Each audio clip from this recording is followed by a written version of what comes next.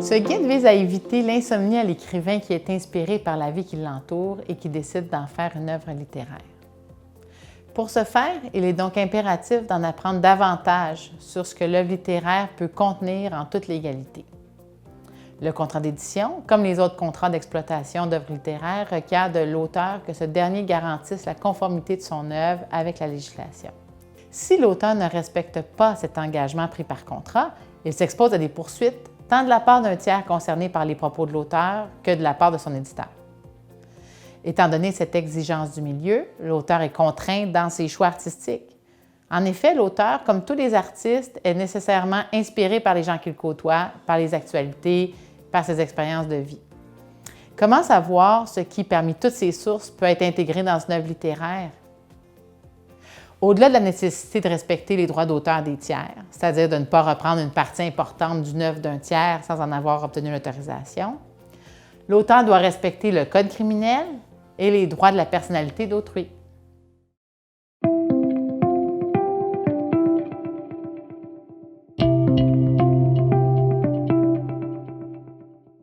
La loi sur le droit d'auteur est la loi qui détermine la portée du droit d'auteur canadien.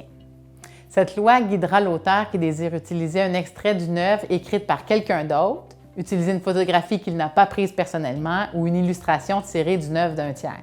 Dans le guide sur les droits dérivés, nous avons déjà détaillé plusieurs paramètres du droit d'auteur canadien, soit les conditions de protection ou d'existence du droit d'auteur, les droits moraux, et nous avons effleuré, pour les fins de l'étude des droits dérivés, la question des limites de la protection par le droit d'auteur, c'est-à-dire les exceptions à la loi sur le droit d'auteur et la partie non importante d'une œuvre. En complément, pour savoir ce qui est permis d'utiliser dans une nouvelle œuvre, nous nous attarderons ici à la durée du droit d'auteur, à l'application du critère de la partie importante en contexte d'édition et à la procédure en cas de titulaire introuvable.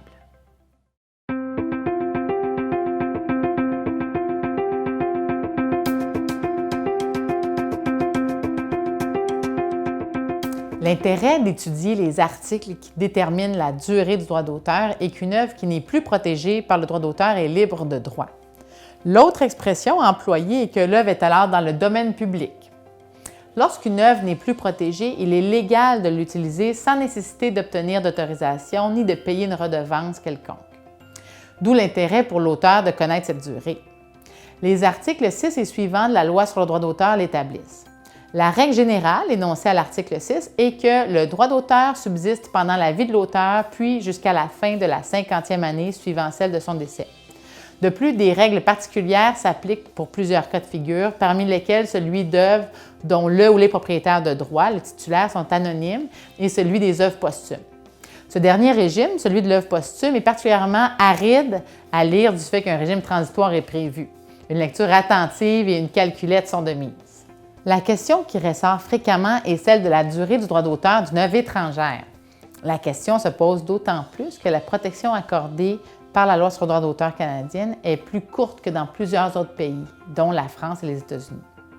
Ainsi, un écrivain canadien qui veut intégrer dans son œuvre un extrait d'une œuvre d'un auteur français doit-il étudier et appliquer la loi française ou la loi canadienne? La réponse sera différente selon l'exploitation prévue de cette nouvelle œuvre canadienne. En effet, pour une exploitation en sol canadien, seule la loi canadienne trouvera application, même pour un auteur étranger. Alors qu'à Rome, on fait comme les Romains, en matière de droit d'auteur, au Canada, on ne bénéficie que de la loi dont bénéficient les Canadiens. Donc, une œuvre peut être toujours protégée en France alors qu'elle est tombée dans le domaine public canadien. Cependant, il est clair que si la nouvelle œuvre littéraire qui intègre un extrait d'une œuvre française est diffusée en France, le Code de la propriété intellectuelle trouvera application. L'extrait utilisé, sans avoir obtenu l'autorisation et sans avoir payé de redevance en toute légalité au Canada, peut constituer une contrefaçon au sens du droit français. À l'inverse, on ne peut bénéficier au Canada d'une protection plus longue que celle accordée dans son pays d'origine.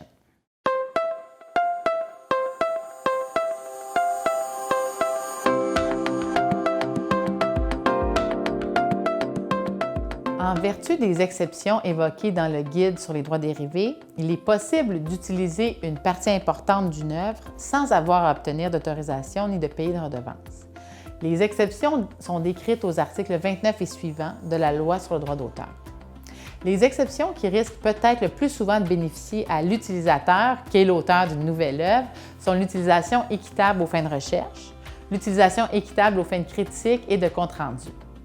En cas de doute quant à l'interprétation des termes de la loi, plusieurs utilisateurs prennent toujours la peine de demander l'autorisation puisqu'une interprétation erronée des termes pourrait entraîner une poursuite en violation de droit d'auteur.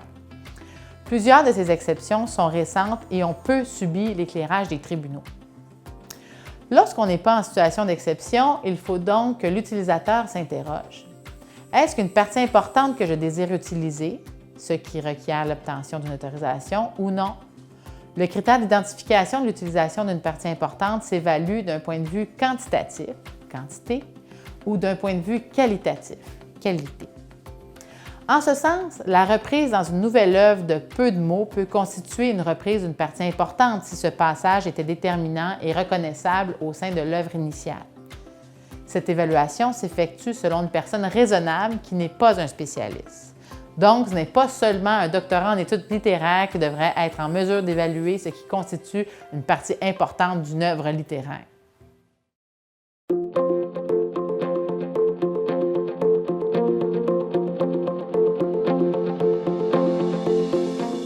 Au Canada, un régime particulier est prévu pour celui qui désire obtenir l'autorisation d'utiliser une œuvre, mais dont les recherches en vue de contacter le titulaire de droit s'avèrent vaines. Il s'agit de la procédure pour titulaire introuvable. L'article 77 de la Loi sur le droit d'auteur nous dit « La Commission peut, à la demande de tout intéressé, délivrer une licence autorisant l'accomplissement de tout acte mentionné à l'article 3 à l'égard d'une œuvre publiée ou aux articles 15, 18 ou 21 à l'égard, respectivement, d'une fixation d'une prestation, d'un enregistrement sonore publié ou d'une fixation d'un signal de communication si elle estime que le titulaire du droit d'auteur est introuvable et que l'intéressé a fait son possible dans les circonstances pour le retrouver. Cette procédure est exceptionnelle. Elle ne peut remplacer des recherches et des démarches avancées. Il faut prouver à la Commission du droit d'auteur toute sa diligence. Il faut décrire et prouver de façon détaillée ce qui a été fait pour retracer le titulaire du droit d'auteur.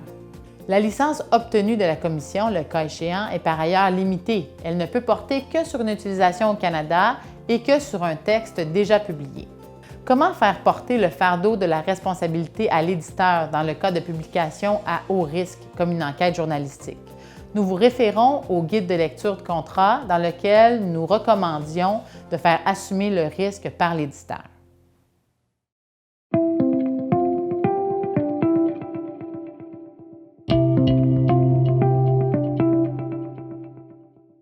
Étudions maintenant une autre source fédérale de balises entourant le travail des auteurs, le droit criminel. Les règles du droit criminel sont décrites dans le Code criminel. Il s'agit donc de la même loi qui s'applique partout dans le Canada. Alors que le nombre d'infractions criminelles est très grand, nous nous attarderons à quelques-unes qui, selon nous, pourraient toucher le contenu artistique d'une œuvre littéraire: la pornographie juvénile, la corruption des mœurs et les menaces.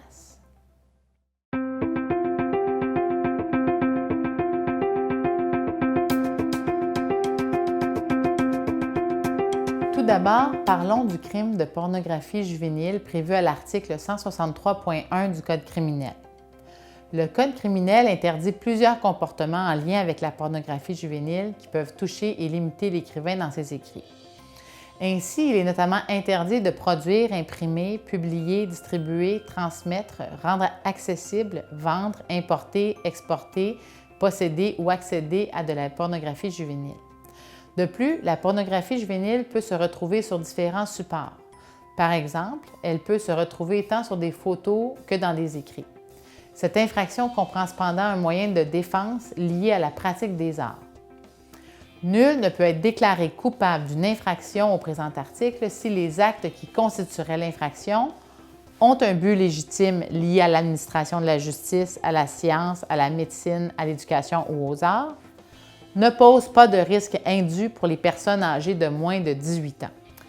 Bien que la version française de la loi ne soit pas claire sur ce point, la version anglaise de cet article précise bien que ces deux conditions sont cumulatives. Ainsi, un auteur pourrait présenter ce moyen en cas d'accusation en lien avec le contenu de son œuvre littéraire.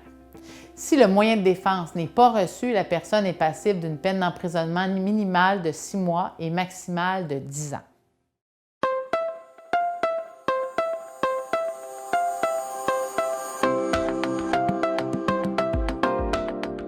La deuxième accusation criminelle possible que nous désirons présenter en lien avec le contenu de l'œuvre littéraire est la corruption des mœurs, prévue à l'article 163 du Code criminel.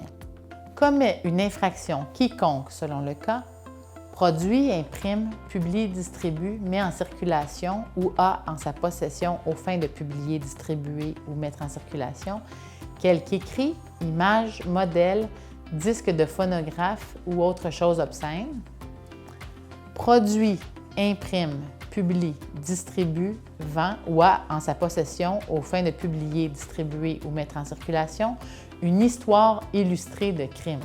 Commet une infraction quiconque, sciemment et sans justification ni excuse légitime selon le cas, vend, expose à la vue du public ou a en sa possession à une telle fin quelque écrit, image, modèle, disque de phonographe ou autre chose obscène. Au présent article, Histoire illustrée de crime s'entend d'un magazine périodique ou livre comprenant exclusivement ou pour une grande part de la matière qui représente au moyen d'illustration soit la perpétration de crimes réels ou fictifs, soit des événements se rattachant à la perpétration de crimes réels ou fictifs qui ont lieu avant ou après la perpétration du crime.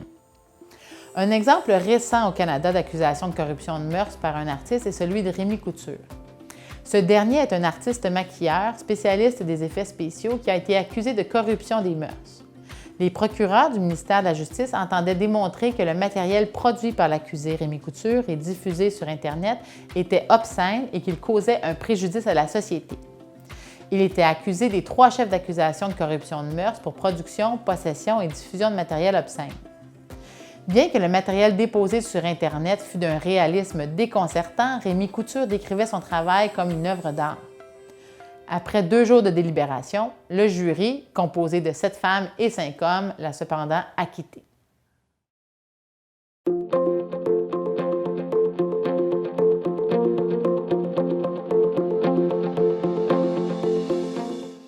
Par son œuvre, l'auteur peut se retrouver à être accusé de proférer des menaces, ce qui est puni par le Code criminel. Article 264.11. Commet une infraction quiconque sciemment profère, transmet ou fait recevoir par une personne de quelque façon une menace, de causer la mort ou des lésions corporelles à quelqu'un, de brûler, détruire ou endommager des biens meubles ou immeubles, de tuer, empoisonner ou blesser un animal ou un oiseau qui est la propriété de quelqu'un. Quiconque commet une infraction prévue à l'alinéa 1A est coupable soit d'un acte criminel et passible d'un emprisonnement maximal de 5 ans, soit d'une infraction punissable sur déclaration de procédure sommaire et passible d'un emprisonnement maximal de 18 mois. Quiconque commet une infraction prévue à l'alinéa 1B ou C est coupable soit d'un acte criminel et passible d'un emprisonnement maximal de 2 ans, soit d'une infraction punissable sur déclaration de culpabilité par procédure sommaire. Par un texte qui décrivait une performance en art visuel projetée pour une exposition de fin d'année, David Dulac, alors étudiant en art visuel à l'Université Laval, s'est vu accusé au sens de cet article. Il avait remis à son professeur ce texte où il décrivait ce projet. Ce projet décrivait l'intention de l'artiste de kidnapper le plus d'enfants possible en les attirant dans sa voiture à l'aide de bonbons et de jeux vidéo. Il se proposait par la suite de les enfermer dans des sacs, de les accrocher au plafond et de les frapper avec du fer. Son professeur a dénoncé à la police ce travail, à la suite de quoi la Couronne a déposé des accusations. David Dulac a été déclaré coupable à la Cour du Québec et en appel à la Cour supérieure.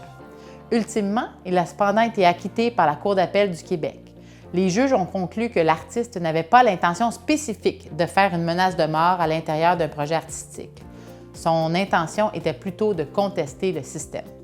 Au-delà de ces limites et des autres dont nous n'avons pas fait état, dans le contenu de l'œuvre littéraire imposée et appliquée par l'État, il existe ces limites imposées par les tiers dont l'auteur pourrait parler. Il s'agit ici d'une démonstration parfaite du précepte « La liberté des uns s'arrête où commence celle des autres ».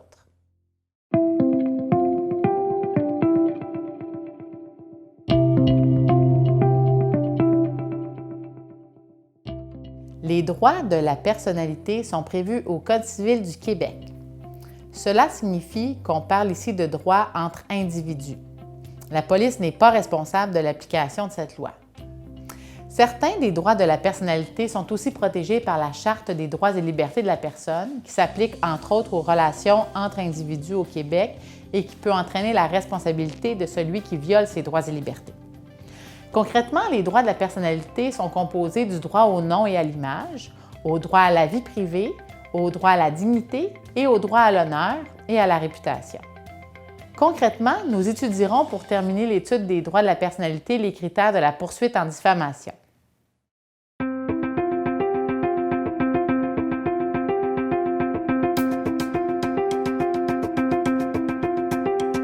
Le droit au nom et le droit à l'image sont protégés, comme les autres droits de la personnalité, par l'article 3 du Code civil du Québec.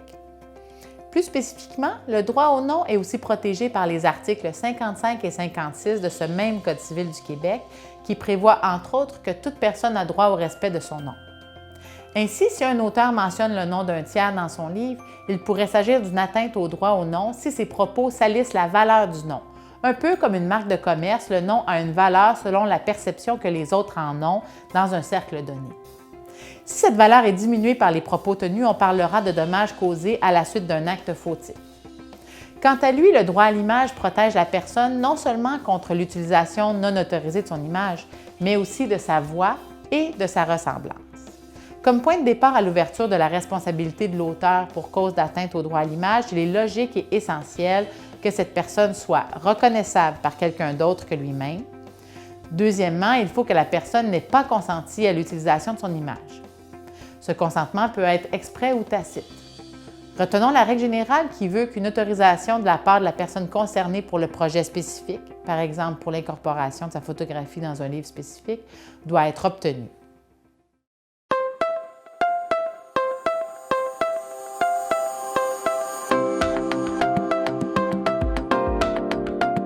Le Code civil du Québec fait état de certaines atteintes au droit à la vie privée. L'article 36 nous dicte « peuvent être notamment considérés comme des atteintes à la vie privée d'une personne les actes suivants. Pénétrer chez elle ou y prendre quoi que ce soit, intercepter ou utiliser volontairement une communication privée, capter ou utiliser son image ou sa voix lorsqu'elle se trouve dans des lieux privés, surveiller sa vie privée par quelque moyen que ce soit, utiliser son nom, son image, sa ressemblance ou sa voix à toute autre fin que l'information légitime du public, utiliser sa correspondance, ses manuscrits ou ses autres documents personnels. » Relativement au droit à la vie privée, soulignons que tous ne sont pas égaux face à cette protection. En effet, les personnes publiques ne bénéficient pas de la même expectative de vie privée que le quidam. C'est ce qui fait qu'il est légal de monter un dossier sur une personne publique pour écrire une biographie sur elle sans avoir à lui demander préalablement l'autorisation, ce qui n'est pas le cas pour une personne sans histoire. La célébrité n'a pas que ses bons côtés.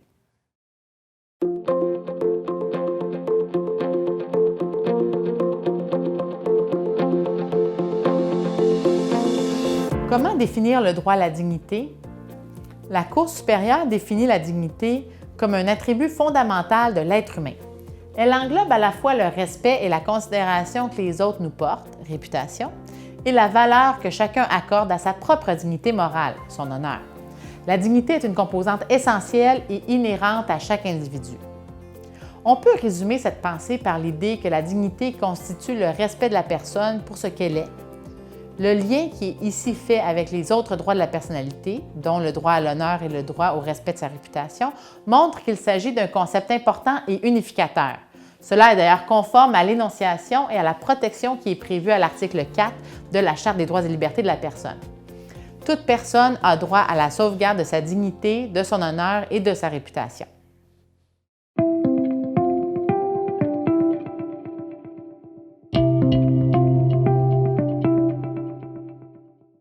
Le droit à l'honneur constitue la perception que chaque personne a d'elle-même. Quant à l'honneur, il est le reflet que chaque individu projette de ses valeurs profondes et de son ordre moral. L'honneur représente donc le socle sur lequel l'être humain fait reposer sa dignité. Elle ne relève pas de l'opinion que les autres ont de l'individu. La preuve de l'atteinte au droit à l'honneur est donc grandement différente de celle du droit à la réputation. L'évaluation de l'atteinte au droit à l'honneur se fera donc sur une base plutôt subjective.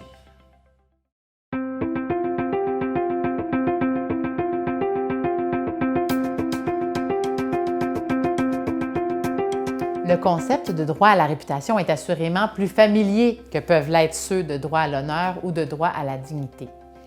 On réfère ici à la renommée de la personne. La preuve doit donc ici se faire à partir de l'opinion publique.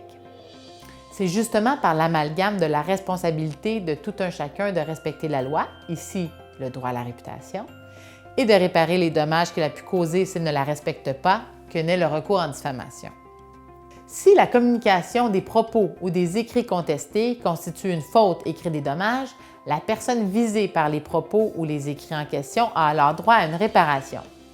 La responsabilité d'une défendresse peut être engagée notamment dans le cas où la réputation d'une personne est atteinte en raison de propos ou d'écrits diffamatoires qui sont diffusés par négligence, que ceux-ci aient été effectués publiquement ou privément. Si ce comportement fautif entraîne par voie de conséquence un dommage qui est prouvé, la personne qui a été visée par ces propos ou ces écrits a le droit d'obtenir réparation.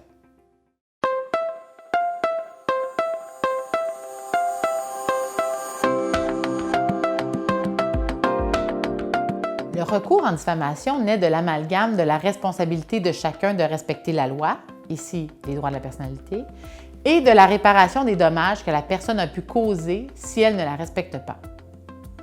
La diffamation consiste en l'atteinte à la réputation d'une personne.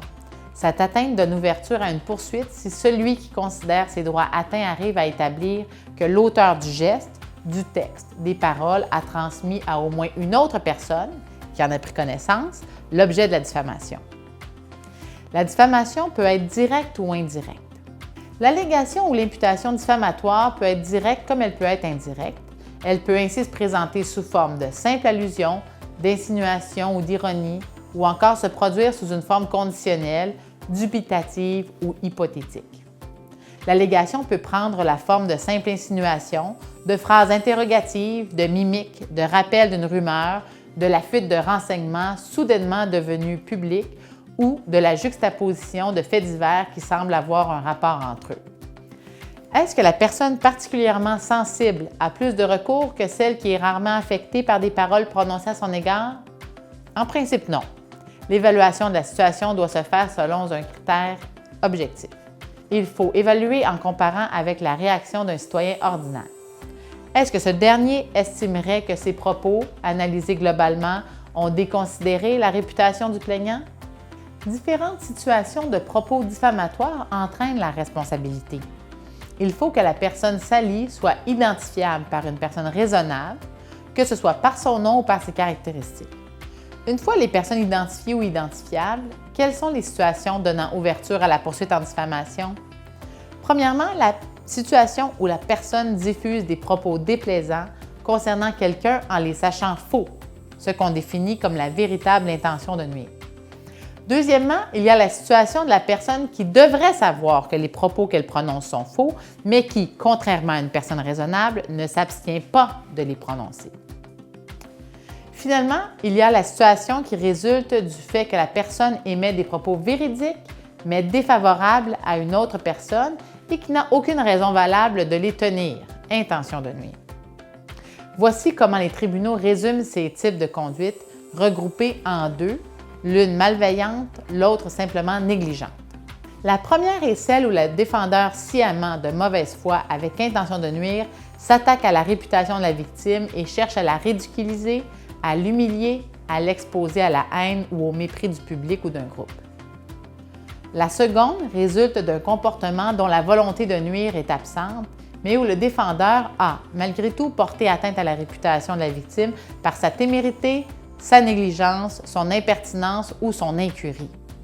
S'il y a allégation de diffamation, la personne accusée peut présenter les moyens de défense acceptés devant les tribunaux québécois. Différents moyens de défense peuvent être invoqués par un auteur accusé de diffamation. Ceux-ci sont, dans certains cas, la vérité et, selon certains critères, le commentaire loyal et le droit à l'information.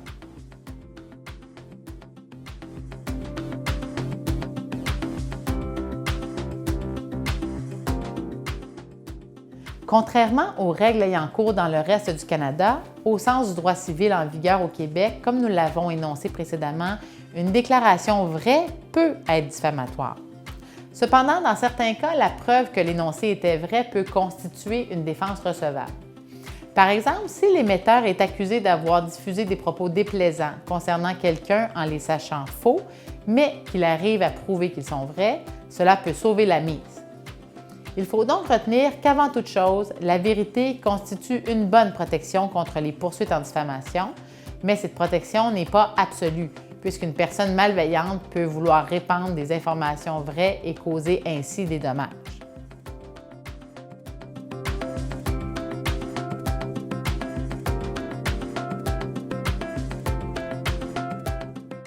Quatre critères doivent être satisfaits afin d'être à même de présenter une défense de commentaires loyal.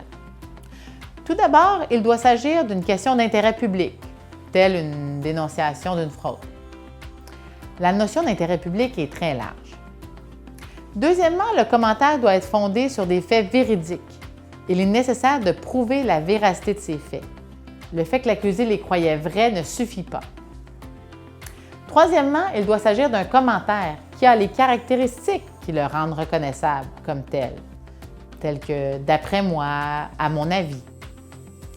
Finalement, le dit commentaire doit être honnêtement fondé sur des faits, c'est-à-dire que n'importe qui pourrait honnêtement exprimer cette opinion ou ce commentaire vu les faits prouvés. Ce critère ne nécessite pas la preuve qu'il s'agissait d'une opinion raisonnable, puisque tout le monde n'a pas malheureusement des opinions justes ou raisonnables.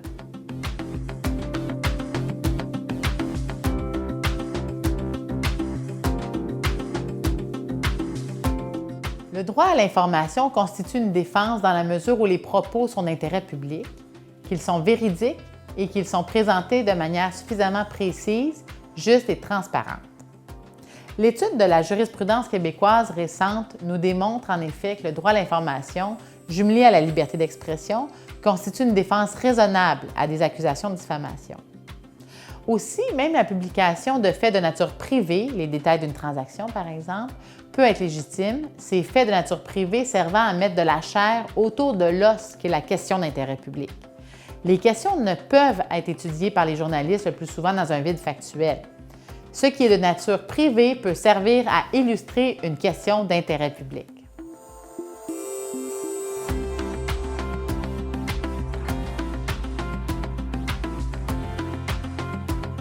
Pour conclure, nous aborderons la possibilité que des artistes commentent le travail d'un autre artiste.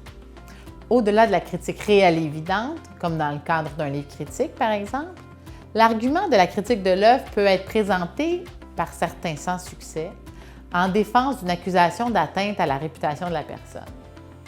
Il est clair que le tout est une question de fait, mais il faut retenir que la critique d'une œuvre n'est pas la critique d'un individu doté de droits. À cet égard, la doctrine nous enseigne, à la lumière des jugements québécois sur cette question, qu'il ne fait aucun doute qu'une juste critique d'une œuvre est protégée par la liberté d'expression reconnue par nos lois fondamentales. Cependant, étant donné la relation très étroite qui existe entre l'artiste et son œuvre, comment départager ces critiques et commentaires protégés par la liberté d'expression de ceux qui portent atteinte indûment à la réputation de l'artiste? La frontière entre une critique acceptable de l'artiste et ou de son œuvre et une critique diffamatoire peut en effet parfois être très mince.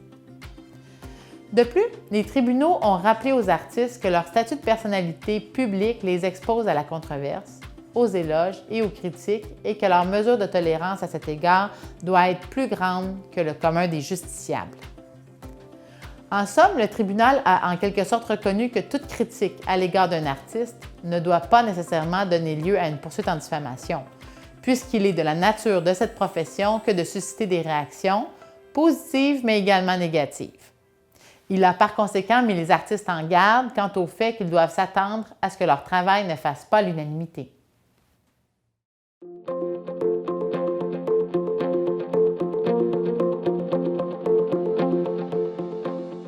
Une juriste nous propose de précieux conseils que nous soumettons aux auteurs. Faites un minimum de recherche avant d'affirmer quoi que ce soit d'accusatoire. Une personne raisonnable se renseigne généralement avant de tenir des propos préjudiciables sur autrui. Si vous consultez des documents, gardez-en une copie, puisque ces documents vous seront utiles en cas de poursuite. Si vous voulez dénoncer les comportements d'une personne, renseignez-vous sur celle-ci pour vous assurer de ne pas dire des choses inexactes qu'une vérification minimale aurait révélées. Cette conduite pourrait être vue par le tribunal comme un comportement téméraire ou teinté de mauvaise foi. Rappelez-vous que plus une personne est connue et jouit d'une bonne réputation, plus celle-ci est susceptible de subir des dommages importants. Lorsque vous n'êtes pas certain, utilisez le conditionnel et ne soyez pas trop affirmatif. Merci de votre attention et n'hésitez pas à consulter les autres outils de l'UNEC.